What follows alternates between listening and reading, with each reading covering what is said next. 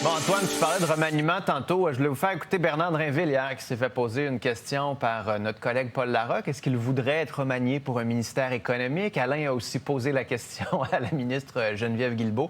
On va écouter leur réponse. Vous allez voir à quel point ils sont contents de ce genre de questions-là. Êtes-vous toujours heureuse au transport? Dans quel sens? Ben, dans le sens, vous êtes vice-première ministre, pas besoin de vous rappeler ce que votre patron est en train de faire actuellement.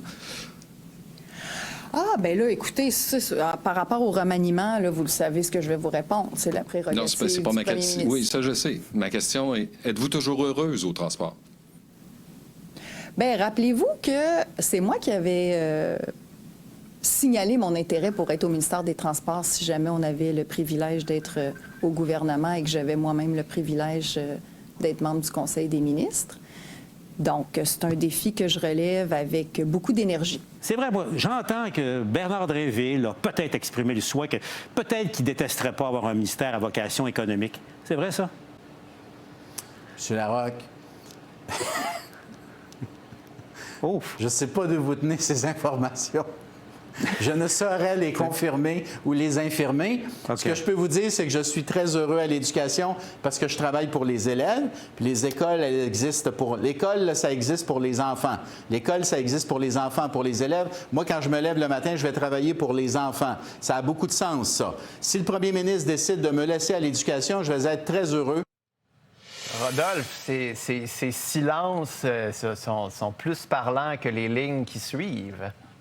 Ben, c'est surtout je sais pas, la 1200e raison pour laquelle un premier ministre n'annonce pas 2 mois, 1 mois à l'avance qu'il va faire un remaniement, parce qu'à chaque sortie de presse, ça va être tout le temps des questions, des rumeurs, etc. Donc, je comprends pas depuis le début pourquoi M. Legault, comme ça, a flotté cette idée. Puis oui, maintenant, on va être dans le jeu des rumeurs et des ministres qui, à chaque annonce qu'ils font, on va leur demander, est-ce que vous êtes content dans votre ministère? Antoine. Mais c'est ce qu'il souhaitait, M. Legault, les mettre dans l'intranquillité, les faire réfléchir, les maintenir sur la brèche, parce que il veut les garder près de lui aussi. Là.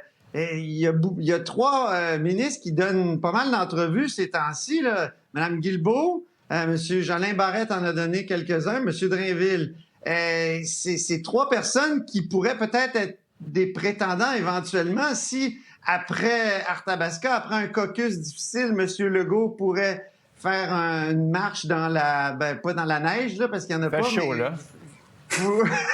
Une marche dans la canicule. Mais, Bon.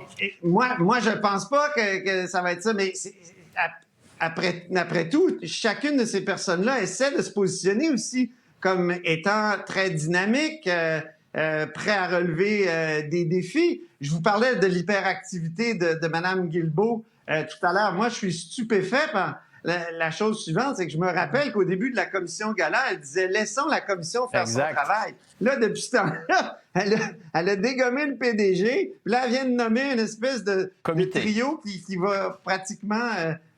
qui met la SAC presque en tutelle. Alors, pour moi, tout ça est très fascinant. politique.